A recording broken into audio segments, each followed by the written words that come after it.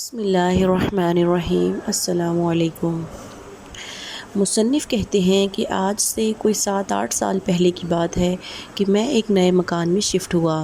Shift ہونے کے بعد میں نے اس گھر میں ایک اپنا نیا گیزر لگانا چاہا، کیونکہ سردیوں کے دن تھے اور گرم پانی کے بغیر گزارا ممکن نہیں تھا۔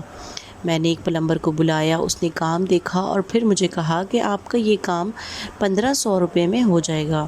میں نے اس سے کام کی درخواست کی اور کہا کہ آپ 1000 روپے میں کر دیں، لیکن اس نے کہا کہ اس کا باٹا ریٹ ہے، وہ لوگوں کے ساتھ بارگین نہیں کرتا۔ خیر میری مجبوری تھی، میں چپ رہا۔ میں نے اس سے کہا کہ آپ گیزر لگا دیں۔ مجھے اس کا رویہ اچھا نہیں لگا، کیونکہ مجھے یوں محسوس ہوا جیسے وہ جان بوجھ کر ڈیل خراب کرنا چاہتا ہے۔ اسے میری مجبوری کا علم تھا، اس لیے وہ اپنی بات پر قائم رہا۔ اس نے آدھے گھنٹے کے اندر گیزر لگا دیا، اس کے بعد 1500 لیے اور چل دیا۔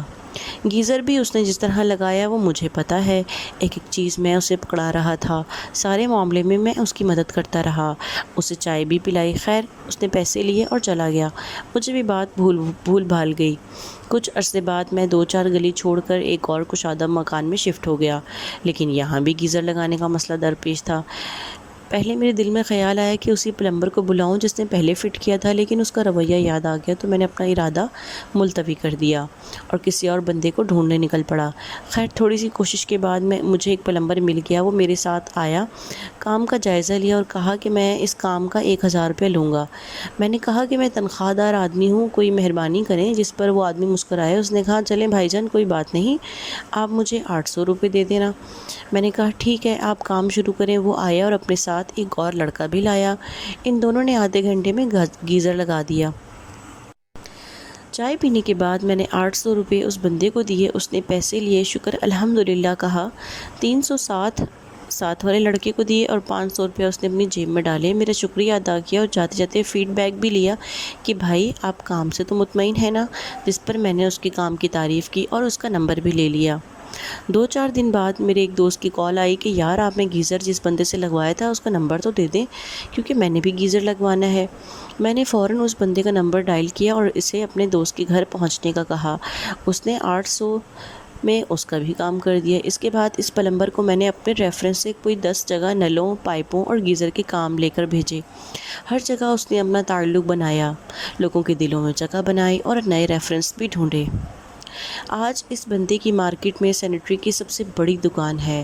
اس کے پاس 10 کے قریب اسٹاف ہیں، جس میں پلمبر، الیکٹریشین، پینٹرز موجود ہیں۔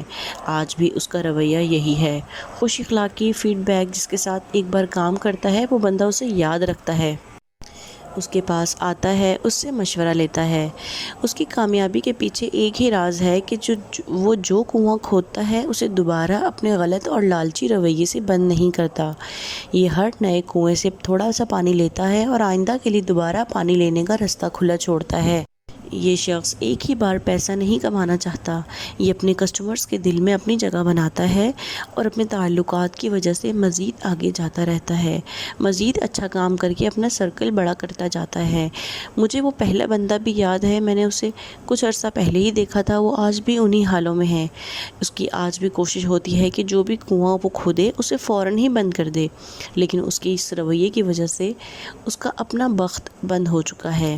یہ ایک بندے سے ایک ہی بار جو لے سکتا ہے لے لیتا ہے اور پھر نئے بندے کی تلاش میں نکل جاتا ہے۔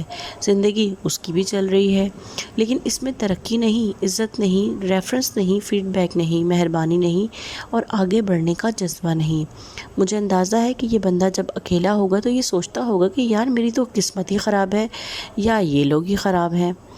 اس لیے اگر زندگی میں آگے بڑھنا ہے تو محنت سے کھودے کنویں کو فوراً اپنے لالچ اور غلیظ رویے سے بند نہ کریں، لوگوں کے ساتھ اچھا سلوک کریں، اپنے کسٹمرز کو اچھا کام دیں، ان کا اعتماد جیتیں، ان سے عزت لیں، ان کو عزت دیں۔ اگر پیسے کم بھی بچ رہے ہیں تو کوئی بات نہیں، لیکن تعلق بچنا چاہیے، آگے کے رابطے کی وجہ رہنی چاہیے۔ اس زمین پر لوگ ہی لوگوں کے کام آتے ہیں۔ جزاک اللہ خیرہ۔